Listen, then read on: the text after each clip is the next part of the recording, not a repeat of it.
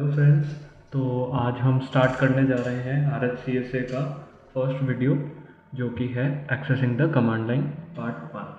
तो accessing the command line में हम देखेंगे आज कि यूज़र कैसे कमांड लाइन को एक्सेस कर सकता है और क्या क्या कंपोनेंट्स जो हेल्प करेंगे यूज़र की कमांड लाइन एक्सेस करने में।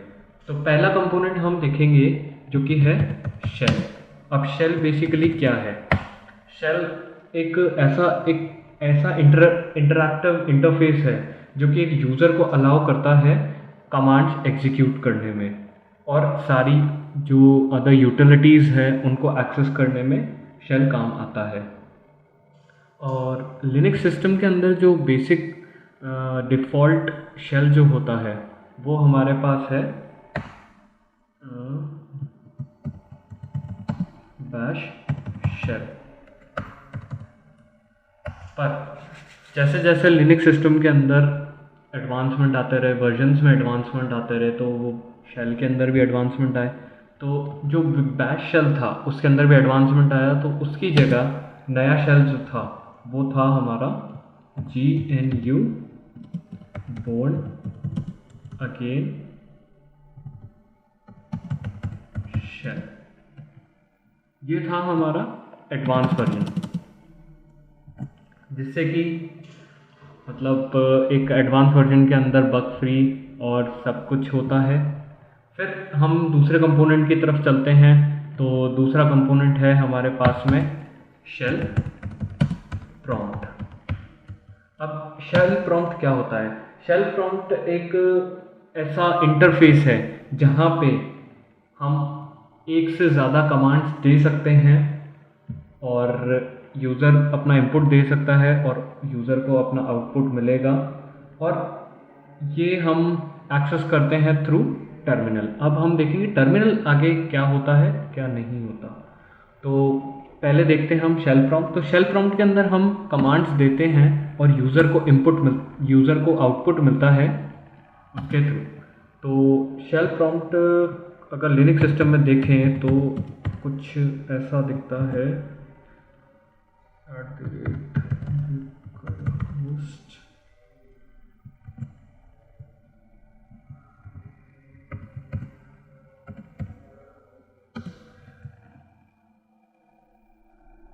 या तो आपको लिनक्स सिस्टम में ये मिलेगा या फिर आपको ये मिलेगा, इन दोनों में ही डिफरेंस है।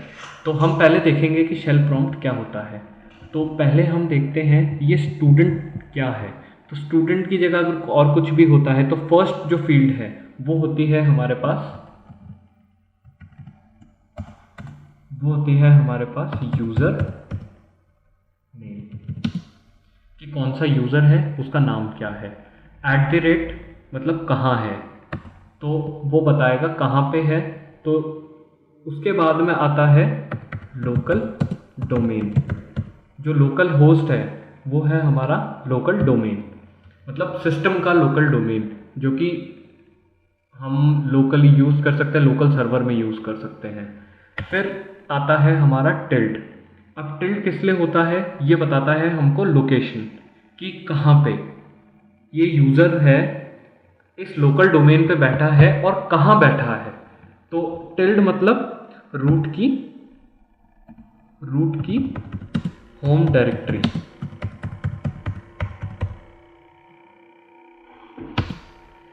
फिर आते हैं, या तो हमें मिलेगा डॉलर या फिर मिलेगा हमको हैश। तो डॉलर और हैश बेसिकली दोनों ही एक डिफरेंट चीज़ है। तो पहले देखेंगे हम डॉलर का। डॉलर क्या करता है? ये दोनों ही वैसे तो यूज़र को स्पेसिफाई करते हैं कि कौन सा यूज़र है। तो लिनक्स सिस्टम के अंदर दो टाइप्स के यूज़र होते हैं। पहला होता है रूट यूज़र या सुपर यूज़र, और दूसरा होता है नॉर्मल यूज़र या लोकल यूज़र। तो जो डॉलर इंडिकेट करता है वो करता है नॉर्मल यूज़र या लोकल यूज़र, और हैश जो इंडिकेट करता है वो है रूट यूज़र या सुपर यूज़र, जिसके पास सारी पावर्स है। अब इन दोनों में डिफरेंस ये है कि लोकल यूज़र के पास में कुछ लिमिटेड ही पावर होती है, या फिर हम कह सकते हैं ना के बराबर ही पावर हो सकती है। वो सिर्फ अपने लिए यूज़ कर सकता है और किसी के लिए यूज़ नहीं कर सकता। रूट यूज़र क्या करता है, रूट यूज़र किसी के लिए भी पावर कर सकता है, किसी को पावर दे सकता है, किसी से भी पावर ले सकता है, किसी के लिए भी कुछ भी कर सकता है, यूज़र डिलीट कर सकता है, यूज़र ऐड कर सकता है, सब कर सकता है रूट यूज़र। तो ये था बेसिक हमारा रूट यूज़र और लोकल यूज़र के बीच में डिफरेंस। फिर आते हैं हम टर्मिनल पे। अब टर्मिनल क्या होता है? टर्मिनल एक ऐसा कमांड लाइन सोर्स है जो मतलब एक कंसोल की तरह काम करेगा। बस वहाँ पे हम टास्क देंगे और वो टास्क कंप्लीट होंगे। हम एक से ज़्यादा टास्क दे सकते हैं और मल्टीपल टास्क दे सकते हैं। तो ये सारे टास्क हम देंगे जो वहाँ पे वो टास्क कंप्लीट होंगे। अब टास्क जैसे कि कोई भी डायरेक्टरी बनाना, कोई भी डिलीट करना, कुछ भी करना, यूज़र बनाना, यूज़र डिलीट करना, फाइल्स कॉपी करना, मूव करना, एनीथिंग, सब कुछ वहाँ पे हम कर सकते हैं। वो हमारा होता है टर्मिनल। तो ये था बेसिक हमारा टर्मिनल के लिए। फिर चलते हैं हम आगे कि टर्मिनल को एक्सेस कैसे करते हैं। तो टर्मिनल एक्सेस मतलब सिर्फ दो तरीक़ों से ही हो सकता है। जैसे फर्स्ट जो है हमारा वो है थ्रू सीरियल पोर्ट्स, जिससे हम टर्मिनल एक्सेस कर सकते हैं। और दूसरा है इथरनेट कंसोल। इथरनेट कंसोल मतलब हमारा इंटरनेट, और सीरियल पोर्ट्स मतलब थ्रू वायर, या अगर वायरलेस की बात करें तो वायरलेस के अंदर हम एक लोकल नेटवर्क भी बना सकते हैं, तो वो वायरलेस भी हो जाएगा। तो हम देखेंगे कि इथरनेट कंसोल से कैसे कर सकते हैं। तो इथरनेट कंसोल के अंदर क्या होता है कि अगर इंटरनेट के थ्रू चला रहे हैं तो हर एक कंसोल के अंदर हर एक लॉगिन होगा, हर एक यूज़र के लिए सेपरेट लॉगिन होगा। तो ये होता है थ्रू इथरनेट कंसोल।